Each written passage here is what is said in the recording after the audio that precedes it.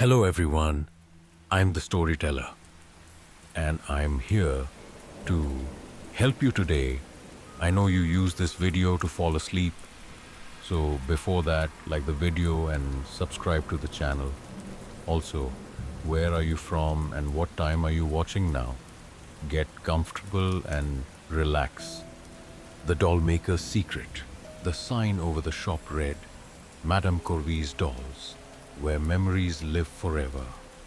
It hung crooked on rusted chains, creaking as the wind pushed it back and forth. Beneath the sign, the shop's front window displayed dolls, so lifelike, they seemed to watch the passers-by. Their painted eyes gleamed with an eerie, wet shine, and their porcelain skin glowed pale against the dim light inside the shop. Emily Graves wasn't a superstitious person. She didn't believe in ghosts, curses, or whatever nonsense people whispered about Madame Corvi. But as a journalist, she couldn't ignore the intrigue surrounding the old dollmaker. Rumors of her dolls coming to life had turned the small town of Millhaven into a hotspot for urban legends. Emily's editor thought it was all ridiculous, but Emily saw a story. Something that could get her out of small town reporting and into the big leagues. So, on a cold January afternoon, she pulled open the heavy wooden door to Madame Corvi's shop and stepped inside. The air smelled of wax and old wood. Shelves lined with dolls surrounded her, each one staring, their expressions frozen in a way that felt unsettlingly human. Some looked happy, some sorrowful, and others angry. She swore she saw one smirking. Behind the counter stood Madame Corvi herself. She was old, at least 70, maybe 80, with snow-white hair piled into an elaborate bun. Her thin, pale hands worked deftly, carving a tiny face from a block of porcelain. She looked up when Emily entered, her sharp green eyes locking onto her like a hawk spotting prey. "Welcome," Madame Corvi said, her voice low and smooth. "How may I help you?" Emily smiled, trying to push down the unease crawling up her spine. "I'm Emily Graves. I'm writing an article about your work. I've heard interesting things." Madame Corvi's lips curved into a small smile. "Interesting? Oh, I suppose people do love their tales." She set the doll's head down carefully. "But there's nothing mystical about what I do. I craft memories for grieving families. That's all." "Right," Emily said, pulling out her notebook. "But some people say the dolls move, that they talk. Any comment on that?" Madame Corvi laughed softly. "Grief does strange things to the mind, Miss Graves. When you miss someone terribly, it's easy to imagine their voice, their presence, in something that reminds you of them."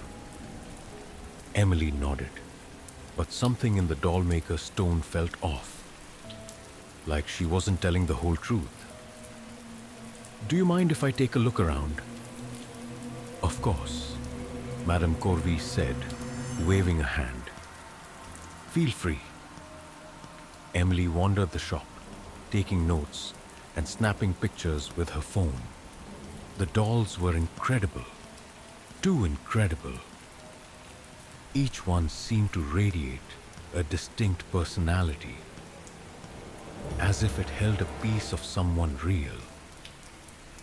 eyes landed on a small doll sitting on a high shelf. Its face was eerily familiar. Sharp cheekbones, dark eyes, and a slightly crooked nose. Emily's breath caught in her throat. It looked just like her. Beautiful, isn't it? Madame Corvi's voice made Emily jump. The old woman stood behind her, smiling faintly. Yeah, Emily said, forcing a laugh. It's very detailed. How long have you been making dolls like this? Oh, a very long time, Madame Corvi said. Centuries, if you believe the old tales. Emily blinked. Centuries? Madame Corvi chuckled. Just a joke, my dear. But I have been perfecting my craft for quite a while. Emily frowned. Something about the old woman's words nagging at her. Do you ever feel like these dolls are more than just objects? Like they hold something of the people they're modeled after? Madame Corvi's smile faded. It's not the dolls, Miss Graves. It's the memories. Memories have power. They linger, even when the body is gone. That's all I capture here. But Emily didn't believe her. She couldn't. Especially not after the doll resembling her blinked. At first, she thought she'd imagined it. She stared, her heart pounding, but the doll remained still. Madame Corvi watched her with an amused expression. You're tired, the dollmaker said. Perhaps it's best you come back another day. Emily nodded, dazed, and left the shop. But she couldn't shake the feeling of those tiny eyes following her out. That night, she couldn't sleep. She replayed the visit in her mind, the way the doll blinked, the way Madame Corvi spoke as if she knew something Emily didn't. The next day, she returned to the shop. But when she arrived, it was closed. A handwritten note on the door read sheety, closed for personal reasons. Emily wasn't about to give up. She knocked, then pounded on the door. Finally, it creaked open. And Madame Corvi stood there, her expression grim. I told you, Miss Graves, she said. Memories have power. You should leave this alone. I can't, Emily said. What's really going on here? How do you make these dolls? Madame Corvi sighed, stepping aside to let her in. You won't believe me, she said. Try me.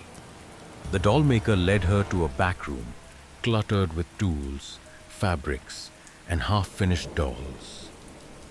In the center of the room was a large ornate mirror, its surface shimmering faintly.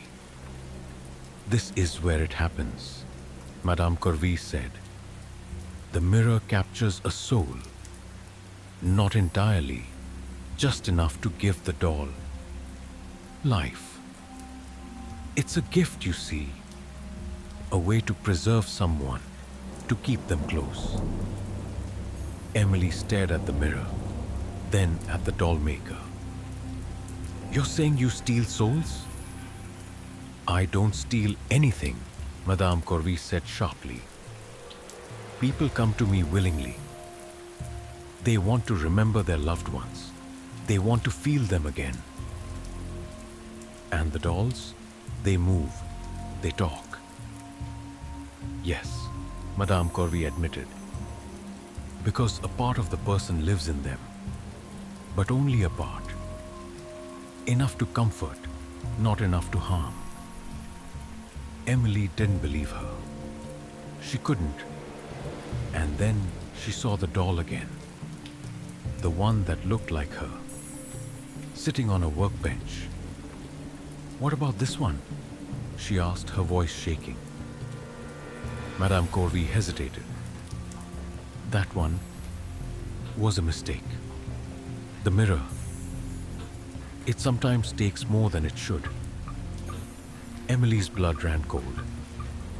You mean it's me, my soul? Before Madame Corvi could answer, the doll turned its head and smiled. Hello, Emily, it said, its voice a perfect echo of her own. Emily stumbled back, her heart racing. You have to destroy it. You can't keep it. Madame Corvi shook her head. It's too late. The process is irreversible. But Emily wasn't about to let her life be trapped in porcelain. She grabbed the doll and smashed it against the floor. The glass eyes shattered, and a faint wisp of light rose from the pieces, disappearing into the air. Madame Corvi screamed, a sound filled with rage and sorrow. The mirror cracked, its surface shattering into 1,000 pieces. Emily ran, leaving the shop and its horrors behind. But even now, she feels a piece of herself missing, a hollow space where something vital used to be. And sometimes, late at night, she hears her own voice whispering in the dark, the end.